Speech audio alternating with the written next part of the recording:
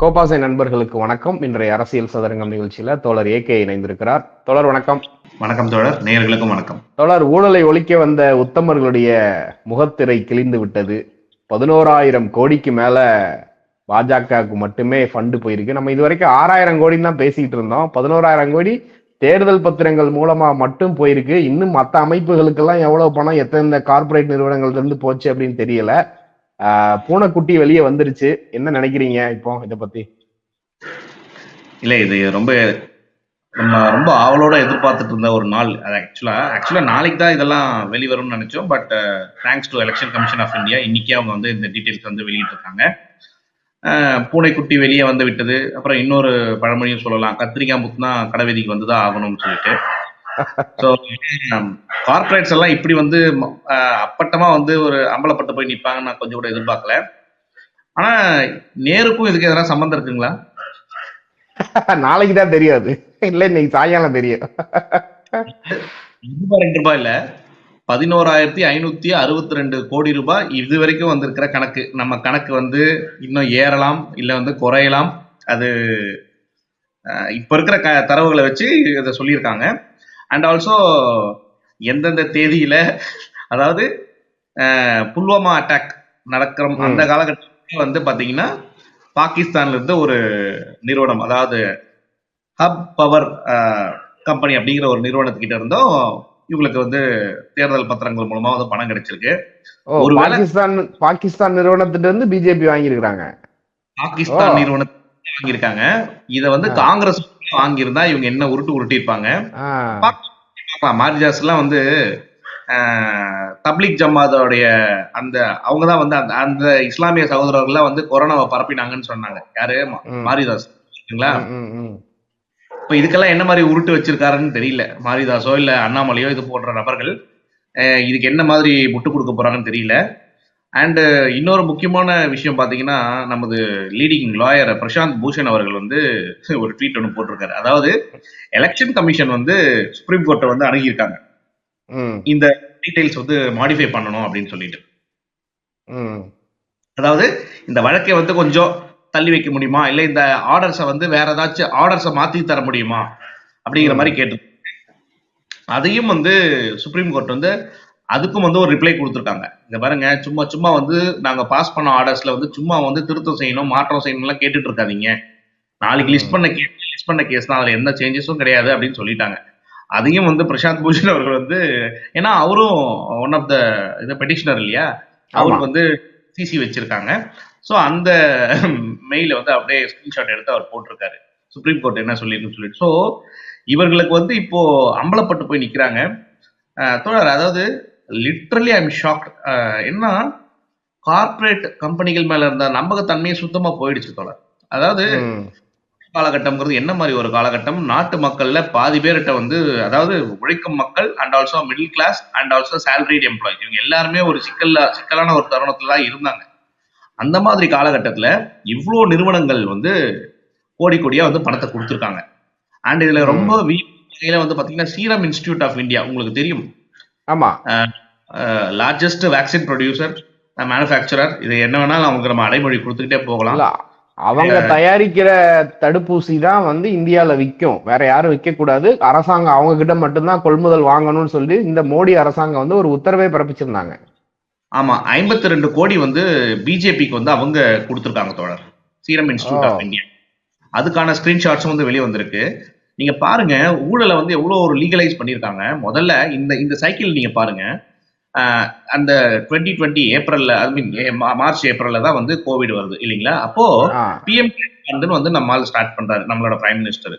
Already வந்து national disaster fund இருக்கு, relief fund எல்லாம் இருக்கு. பட் அதெல்லாம் வந்து அவரு விட்டுட்டு பிஎம் கேர்ஸ் ஃபண்டுன்னு ஒன்று ஸ்டார்ட் பண்றாரு. அதுவும் இதே போலதான், அதோட டிரான்ஸ்பரன்சி எல்லாம் வந்து யாரும் கேள்வி கேட்கக்கூடாது, ஆர்டிஐல அதுக்கு பதில் கிடையாது, இது மாதிரிலாம் சொல்லிட்டு இருந்தாங்க. அந்த பிஎம் கேர் ஃபண்டுக்கு வந்து இந்த சீரம் இன்ஸ்டிடியூட் ஆஃப் இந்தியா வந்து டொனேஷன் கொடுத்துருக்காங்க. இவங்க டொனேஷன் கொடுத்த சீரம் இன்ஸ்டிடியூட் ஆஃப் இந்தியாவுக்கு வந்து லைசன்ஸ் கொடுத்துருக்காங்க, அந்த வேக்சின் மேனுஃபேக்சரிங்கான லைசன்ஸ் வந்து கொடுத்துருக்காங்க. ஸோ அது வந்து ஒரு ஒரு ப்ராஃபிட்டபிளான ஒரு இதுதான். ஏன்னா நீங்க யோசிச்சு பாருங்க, 140 கோடி மக்களுக்கு வந்து 2 டோஸ் ஆஃப் வேக்சின் வந்து அவங்களுக்கு ஆர்டர்ஸ் கிடைச்சிருக்கு. ஸோ அது ஒரு மிகப்பெரிய ஒரு ப்ராஃபிட் தான் அவங்களுக்கு. அண்ட் ஆல்சோ ம் சிங்கிள் அவங்க தான், வேற யாரும் கிடையாது. மோனோபோலி ம் ம் மேனுஃபேக்சர் பண்றாங்க. அதுல பதிலுக்கு அவங்க பிஜேபிக்கு வந்து 52.5 கோடி, இது வந்து தெரிஞ்சு அதாவது லீகலா வந்து 52.5 கோடி வந்து அவங்க வந்து தேர்தல் ரீதியா கொடுத்திருக்காங்க, தேர்தல் பத்திரங்களா கொடுத்திருக்காங்க. சோ ஒரு பிரைம் மினிஸ்டர் வந்து கிக் ஸ்டார்ட் பண்ணி வைக்கிறாரு ஒரு கரப்ஷன் கேம்பெயினை வந்து லீகலைஸ்டா. நான் ஒரு ஸ்கீம் நான் சொல்லுவேன், அந்த ஸ்கீம்ல வந்து நீங்க என்ரோல் பண்ணிக்கோங்க. என்ரோல் பண்ணிட்டு அதுல வர ப்ராஃபிட்லயோ இல்ல அதுல வர ரிட்டர்ன்ஸ்லயோ வந்து நீங்க எங்களுக்கு வந்து ஷேர் பண்ணுங்க, ஐ மீன் எங்களோட பார்ட்டிக்கு ஷேர் பண்ணுங்க. இந்த மாதிரி நம்ம வந்து இன்னொரு உதாரணம் கூட சொல்லலாம். இந்த இன்னொரு மேகா இன்ஜினியரிங்னு ஒரு அந்த நிறுவனத்துக்கு கூட வந்து பாத்தீங்கன்னா 980 crores வந்து அவங்க வந்து கொடுத்திருக்காங்க தோழர். அந்த நிறுவனத்தை பத்தி தான் நிதின் கட்கரி வந்து நாடாளுமன்றத்திலேயே புகழ்ந்து பேசினாரு. இந்த ரெக்கார்ட்ஸ் எல்லாம் இப்ப இன்னைக்கு வெளியே வந்திருக்கு, பொது வெளியில வந்திருக்கு. they will have to answer. அது என்ன அவங்களோட சிஏஜி அறிக்கையில அதிகபட்சமா ஊழல் நடைபெற்றது நிதின் கட்கரி துறையில தான். ஆமா, அந்த போர்ட்போலியோல தான். பட் அதை பத்தி எல்லாம் உங்களுக்கு கவலை இல்லை. இது இந்நேரம் வந்து வேற எதிர்கட்சி பண்ணியிருந்தாலோ இல்ல திரிணாமுல் காங்கிரஸோ இல்ல அந்த மாதிரி ஏதாவது இவங்களுக்கு ஆகாத கட்சி செஞ்சிருந்தா இந்நேரத்துக்கு அதை வேற மாதிரி பேசியிருப்பாங்க. இப்ப பாருங்க, இன்னைக்கு சோசியல் மீடியாவில் 8 மணிக்கு என்னமோ வந்து ரிலீஸ் ஆச்சு. 8 மணில இருந்து பேசிட்டு இருக்கிற இந்த நேரம் வரைக்கும் ரொம்ப டாமினண்டா சோசியல் மீடியாஸ்ல காங்கிரஸ் அண்ட் பொதுமக்கள், நான் சொல்றது நியூட்ரல் ஆட்கள், பொதுமக்கள் எல்லாருமே இந்த நாட்டை விரும்பக்கூடிய அந்த நல விரும்பிகள் எல்லாருமே வந்து எல்லாம் வாய்ஸ் அவுட் பண்றாங்க. ஒரே ஒரு பிஜேபி ஆளு கூட காணும் சோசியல் மீடியாவில், ஒருத்தம் கூட காணும் தோழர். இதுக்கு முன்னாடி நீங்க ஒரு ட்வீட் போட்டீங்கனாலோ இல்ல வந்து ஒரு இன்ஸ்டால வந்து நீங்க ஒரு போஸ்ட் போட்டாலோ வந்து கடிச்சு கமெண்ட்ல வந்து காரி துப்புவானுங்க, இல்ல கடிச்சு வைப்பானுங்க. ஒருத்தம் கூட வரல, ஒருத்தம் கூட டிஃபெண்ட் பண்ணல, என்ன பேசலாம் ஏது பேசலாம் தெரியாம வந்து எல்லாம் வந்து சைலண்டா இருக்கானுங்க. என்னோட நண்பர்கள்லாம் வந்து நிறைய சங்கிகள் இருக்காங்க, அவங்களுக்கு நான் ஷேர் பண்ணா என்ன கேக்குறாங்க, என்னது ஏதோ டாக்குமெண்ட் ஷேர் பண்ணிருக்கேன்னு ஒண்ணும் தெரியாத மாதிரியே கேக்குறானுங்க. இது எதுக்கு இந்த ஆக்டிங்லாம்? கிளியர் கட்டா வந்து இன்னைக்கு வந்து அந்த எலக்ட்ரல் பாண்ட்ஸ் அந்த இதெல்லாம் வந்து டீடைல்ஸ் வெளியே வந்திருக்கு. அதுக்கு அவன் ஷேர் பண்றோம். 2 PDF வந்திருக்கும், நீங்க எல்லாருக்கும் தெரியும். ஒண்ணு வந்து பாத்தீங்கன்னா எந்தெந்த கம்பெனிஸ் எந்தெந்த டேட்ல வந்து எவ்வளவு பாண்ட்ஸ், இன்னொன்னு பார்க்கணும் தோழர். பாண்ட்ஸ் பாத்தீங்கன்னா காங்கிரஸ்க்கு வந்து கொடுத்துருக்கிற டினாமினேஷன் வந்து 1 lakhல கொடுத்துருக்காங்க நிறைய கம்பெனிஸ். பிஜேபிக்கு வந்து 1 கோடியில கொடுத்துருக்காங்க டினாமினேஷன்ஸ். ஓவரால் பாண்ட்ஸ் இந்த 22,217 பாண்ட்ஸ்ல 94% ஆஃப் த பாண்ட்ஸ் வந்து 1 crore டினாமினேஷன்ல கொடுத்துருக்காங்க. அதாவது விட கோட்டீஸ்வரன்களுக்கு வந்து அதிகம். அப்புறம் இன்னும் பல தனிநபர்கள் தோழர், அதுல வந்து ரீனா கார்க்னு ஒருத்தர், அவங்க எல்லாம் வந்து பாத்தீங்கன்னா பாஜக அரசுக்கு வந்து 1 கோடி கொடுத்துருக்காங்க. அப்புறம் இன்னும் நிறைய தனிநபர்கள் வந்து பாஜகவுக்கு 1 கோடி கொடுத்துருக்காங்க. இது ரொம்ப முக்கியமான ஒரு ரோல்னு யாருன்னா இந்த லிஸ்ட்லயே நம்பர் 1 ரமணா படத்துல சொல்லுவாங்கல்ல, ஆனா இந்த லிஸ்ட்ல நீ தான் நம்பர் 1, நம்ம ஃபியூச்சர் கேமிங் அண்ட் ஹோட்டல் நிறுவனம் கோயம்புத்தூர்ல அலுவலகத்தோட வந்து புகைப்படங்கள்லாம் வெளியே வந்திருக்கு, ஆபீஸ் பிக்சர்ஸ் எல்லாம் வந்திருக்கு பாருங்க. ஏதோ ஒரு பாழடைஞ்ச லாட்ஜ் மாதிரி இருக்கு. அவன் வந்து கிட்டத்தட்ட 1368 கோடி கொடுத்துருக்கான் தோழர். அவங்க மார்டின் அவருடைய நிறுவனத்துலதான் அமலாக்கத்துறை ரைடு போச்சு. அடுத்த சில தினங்கள்லயே இது அந்த டேட் எல்லாம் இப்போ காங்கிரஸ் கட்சி மற்ற பொதுவான நபர்கள் வந்து வெளியே எடுத்து போடுறாங்க, இந்த டேட்ல ரைடு போயிருக்கு, இந்த டேட்ல இவங்க இதை என்கேஷ் பண்ணிருக்காங்க அப்படின்னு, பாண்டு வாங்கியிருக்காங்க அப்படின்னு. லாட்டரி மார்டின்னு சொல்லுவாங்க அவரை. ஆமா, அவர் வந்து இப்ப தெரியுதுங்களா, நம்ம RN ரவி அவர்கள், நம்மளுடைய மாண்புமிகு ஆளுநர், மாண்புமிகு ஏன் வந்து ரம்மி ஆப்புக்கு வந்து பேன் பண்றதுக்கு வந்து ஏன் சைன் போடலன்னு இப்ப தெரியுதுங்களா? இது போன்ற 1368 கோடி வந்து கொடுக்கும் பட்சத்தில் வேற என்ன பண்ண முடியும் சொல்லுங்க. அதே போல சீரம் இன்ஸ்டிடியூட் ஆஃப் இந்தியாவும் வந்து பாத்தீங்கன்னா பைசா கொடுத்துட்டு போய் அடுத்த நாளே போயிட்டு மீட் பண்ணிடு, பிரைம் மினிஸ்டர் போய் மீட் பண்ணிட்டு போட்டோ எடுத்ததுல அந்த டேட் எல்லாம் கரெக்டா மேட்ச் ஆகுது. ஸோ தோழர், இது வந்து வெறும் ப்ரிலிமினரி ஸ்டேஜ்ல இருக்கு. இன்னும் பல டீடைல்ஸ் பல அண்ட் நம்மளோட ஃபேவரட் ரிலையன்ஸ் அவர் வந்து ஒரு கம்பெனி என்னன்னா குவிக் சப்ளை செயின் அப்படிங்கிற ஒரு பிரைவேட் நிறுவனத்தின் மூலமாக 410 கோடி வந்து கொடுத்திருக்காரு. இது வந்து இப்போ வந்திருக்கிற தகவல். இன்னும் தொடர் இதோட டேட்டா அனாலிட்டிக்ஸ் வந்து நம்ம வந்து இன்டெப்தா வந்து டைவ் பண்ணோம்னா இதுக்குள்ள நம்ம இன்னும் டீப் ஸ்டடி பண்ணா இன்னும் பல விஷயங்கள் வெளிவரும். வேதாந்தா வந்து அப்பட்டமா இருக்கு. வேதாந்தா ஸ்டெர்லைட் குழுமத்தின் வேதாந்தா. அதானி அதானி தோழர் அதானி இது வந்து பேர்லாம் நிறைய மாறி வந்திருக்கு. ஆக்சுவலா ஓகே. பாத்தீங்கன்னா இதுல வந்து அதானியோட பேர் வந்து இன்னும் இன்னும் நிறைய எதிர்பார்க்கிறோம். இன்னும் வந்து ஏன்னா ஏங்க அவங்களோ அம்பானி வந்து ஜஸ்ட் ஒரு சின்ன ஹூக்கு 410 கோடின்னு வந்திருக்கு. இன்னும் அதானி எல்லாம் வந்து அவரோட ஷெல் கம்பெனிஸ் மூலமாவோ இல்ல வேற ஏதாச்சும் ஒரு பெயர் பெயர் சொல்ல முடியாத ஒரு நிறுவனத்தின் மூலமாக கூட அவங்க கொடுத்துருக்கு அதிக வாய்ப்பு இருக்கு. ஜஸ்ட் இப்பதான் 3 மணி நேரம் தான் ஆயிருக்கு வந்து. இன்னும் பாருங்க, இன்னும் ஏகப்பட்ட ஃபைண்டிங்ஸ் வந்து நாளைக்கு நாளை மறுநாள் நாளைக்கு இது ஒரு மிகப்பெரிய விவாத பொருளா மாறணும் தோழர் சோசியல் மீடியால. அதான் நம்மளோட எண்ணம். அதான் தோழர், இப்ப சுதந்திர இந்திய வரலாற்றிலேயே வரலாறு காணாத ஊழலா இது பார்க்கப்படுதுன்னு இப்ப பேச வந்திருக்கு. ஏன்னா இவ்வளவு மறைமுகமா இந்த மாதிரி ஒரு மோசமான சட்டத்தை ஒண்ண கொண்டு வந்து விதிகளை திருத்தி உச்சநீதிமன்றம் போய் இன்னைக்கு வரல அப்படின்னா இவ்வளவு பெரிய சம்பவங்கள் நடந்திருக்காது இல்லையா? ஆமாமா, இது ஒரு நீண்ட நெடிய சட்ட போராட்டம் தோழர். இப்போ உச்ச நீதிமன்றம் மட்டும் கொஞ்சம் இவங்களுடைய ஆர்கியூமெண்ட்ஸுக்கு கொஞ்சம் செவி சாய்த்து இருந்தால் நிச்சயம் வந்து இதுக்கு சாதகமா வந்திருக்காது. ஆனா சந்திராசூட் அவர்களை நம்ம பாராட்டணும். பிகாஸ் அவருடைய இந்த டிசிஷன் மேக்கிங் தான் வந்து எஸ்பிஐ ஆக இருக்கட்டும் இல்ல எலெக்ஷன் கமிஷன் ஆக இருக்கட்டும் அவங்கள வந்து வெட்டு 1 துண்டு 2 வந்து ஜட்மெண்ட் கொடுத்துட்டு போயிட்டாரு மனுஷன். அது இல்லாம இப்ப நாளைக்கு வந்து இத பத்தின ஒரு வழக்கு வந்து திருப்பி விசாரணைக்கு எடுக்கிறாங்க அப்படின்னு இன்னைக்கு ஒரு ஈவினிங் செய்தி வந்துச்சு. பிரசாந்த் பூஷன் எல்லாருமே இப்போ இந்த தகவல் கொடுத்த எலெக்ஷன் கமிஷன் கொடுத்த இந்த தகவல்லையுமே சில விஷயங்களை எலெக்ஷன் கமிஷன் மறைச்சுதான் கொடுத்துருக்காங்க அப்படின்ற ஒரு வாதம் இருக்கு. ஏன்னா இந்த கட்சிக்காக தான் இவரு பாண்டு வாங்கி இவர்கிட்ட தான் கொடுத்தாங்க அப்படிங்கிற டீட்டெயில் வரவே இல்லை இல்லையா? இவங்க இவ்வளவு பாண்டு வாங்கி இருக்கிறாங்க, இவருக்கு இவ்வளவு போயிருக்கு அப்படிங்கிறது தான் வெளிப்படையா சொல்லியிருக்காங்களே தவிர இவருக்கு தான் கொடுத்தாரு அப்படிங்கிற டீட்டெயில் இன்னும் கொடுக்கல. அதை திட்டமிட்டு மறைச்சிருக்கிற மாதிரி தான் தெரியுது. ஆமா தோழர், இது வந்து நம்ம பாக்குற டேட்டா வந்து இது வந்து ஒரு இப்ப 3D இருக்குன்னு வச்சுக்கோங்களேன். நம்ம பாக்குற டேட்டா வந்து 2D தான். இன்னும் அதர் டைமென்ஷன் இந்த டேட்டாவுக்கு. சோ அது தோழர் இந்த அளவுக்கு வெளியே வந்ததே இப்ப இதுவே இன்னும் நிறைய எக்ஸ்ப்ளோர் பண்ணுவாங்க. But other side of this data also matters. ஏன்னா நமக்கு தெரியும் இவங்க இந்த 6 வருஷமா வந்து பினான்சியலா தோழர் இயற்கையாவே வந்து ஒரு கட்சியை ரன் பண்றதுக்கு வந்து பைசா வேணும். இப்போ காங்கிரஸ்க்கு வந்து நீங்க எல்லா ஃபண்ட்ஸையும் ஸ்டாப் பண்ணிட்டீங்க. அதர் சைடு வந்து உங்களுக்கு வந்து கேஷ் ஃப்ளோ வந்து பயங்கரமா இருக்கு. உங்களுக்கு இப்போ பாத்தீங்கன்னா தெரியும், க்ளோஸ் டு வந்து எவ்வளோ இப்போ உங்களுக்கு 11,500 கோடி வந்து உங்களுக்கு இருக்குன்னும் போது நீங்க என்ன வேணாலும் பண்ணலாம்ல. ஒரு எம்எல்ஏ வேலைக்கு எம்பிஏ வேலைக்கு வாங்கலாம். நீங்க 50 லட்சம் டீல் பேசுங்க, வரலையா 1 கோடி கொடுங்க, 1.5 கோடி 2 கோடி 10 கோடி எவ்வளவு பெரிய மனுஷனா இருந்தாலும் நீங்க வேலைக்கு வாங்கிடலாம்ல. வந்து காங்கிரஸ வந்து மணி, அதாவது அவங்களுடைய படைபலத்தை வந்து எப்படி வந்து வீக்கன் பண்ண முடியும்னா மணி ஃப்ளோ வந்து கட் பண்ணிட்டாங்க.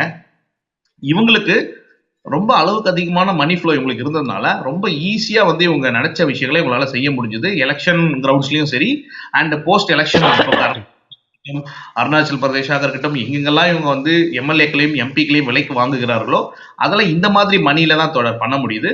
ஒரு லீகலைஸ்டு லூட்டை வந்து தைரியமா, அதாவது காங்கிரஸ் இருக்கும்போது கூட வந்து பாத்தீங்கன்னா சில இன்ஸ்டிடியூஷன்ஸ் அவங்க வந்து அவங்க அரசியல் தேவைகளுக்காக மிஸ்யூஸ் பண்றது உண்டு.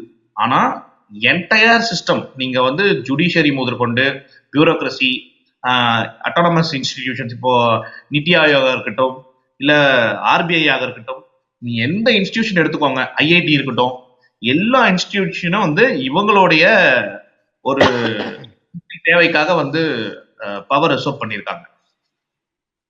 தொடர் இப்ப எலெக்ஷன் நெருங்கிருச்சு. இன்னும் ஒரு அதிகபட்சம் ஒரு 2-3 நாட்கள்ல வந்து 2024 நாடாளுமன்ற தேர்தலுக்கான தேதி அறிவிக்க போறாங்க. ஏன்னா எலெக்ஷன் கமிஷனரை நியமிச்சுட்டாங்க.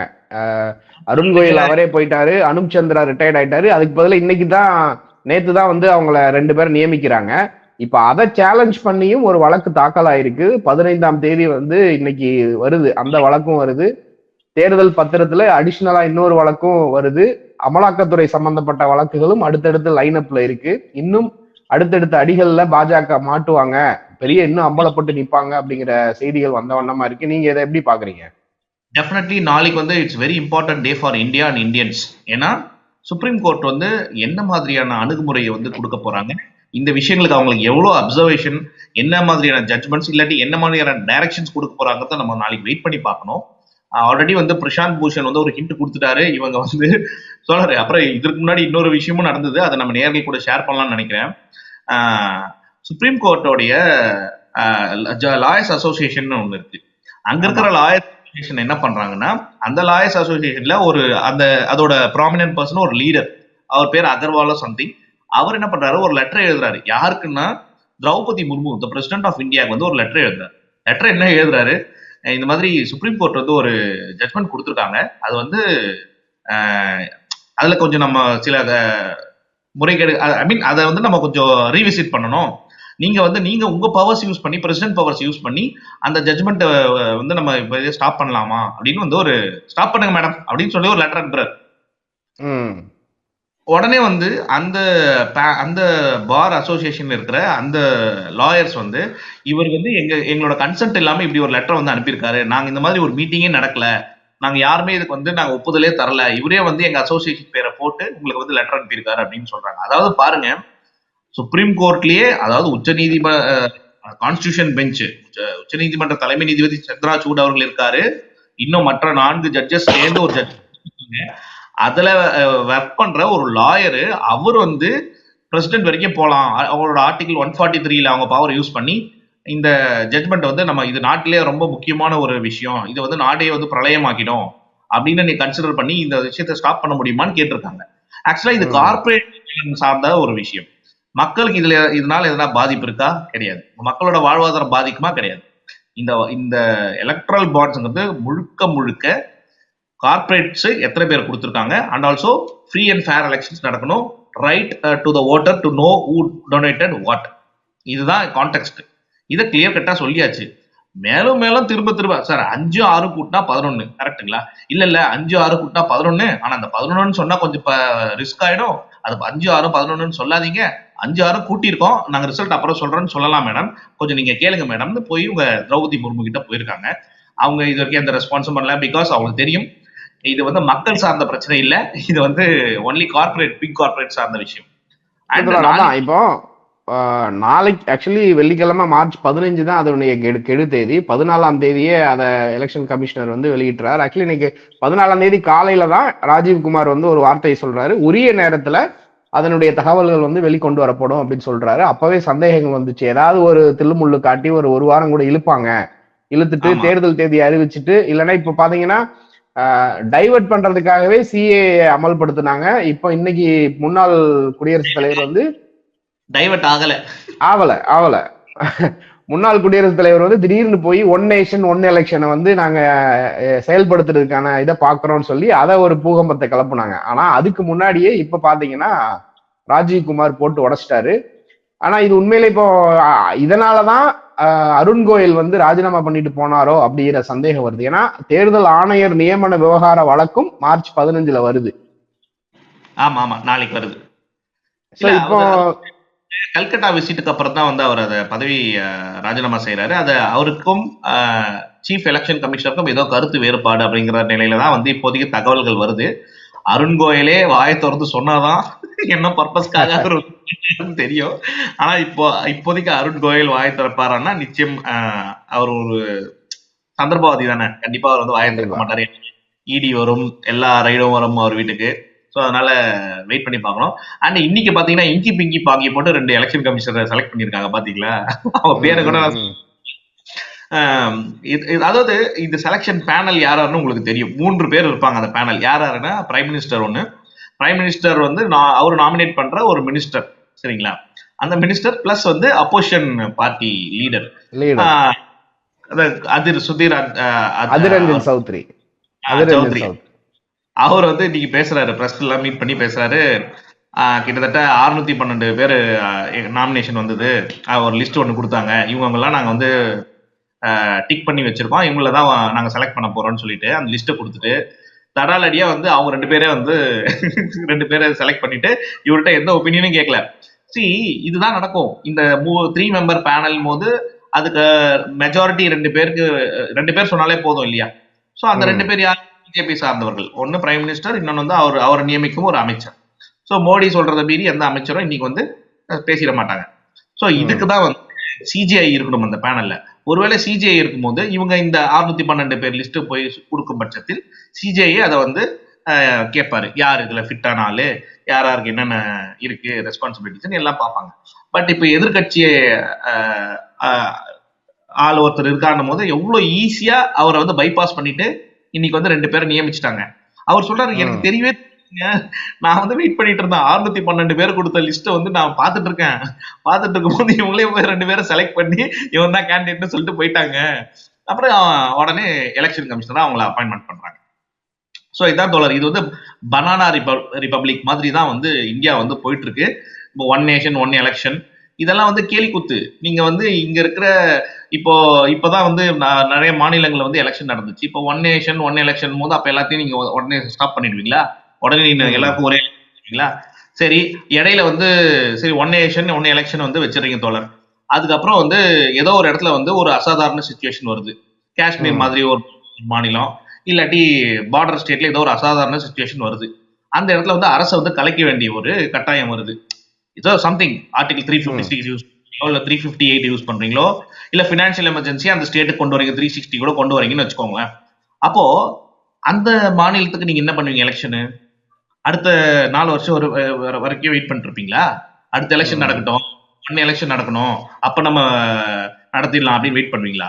அது வரைக்கும் சிஎம் இருக்க மாட்டாங்க, ஒன்லி கவர்னர் பிரசிடென்ட் வச்சு ரூல் பண்ணிட்டு இருப்பீங்களா? இல்ல கேள்வி எல்லாமே வந்து தோல்வி பயம் பிளஸ் வந்து இந்த அரசுக்கு வந்து பல்வேறு வகையில நெருக்கடிகள் வர ஆரம்பிச்சிருச்சு. இவங்க செஞ்ச முறைகேடுகள் ஊழல்லாம் ஒண்ணா வெளிய ஆரம்பிச்சிருச்சு.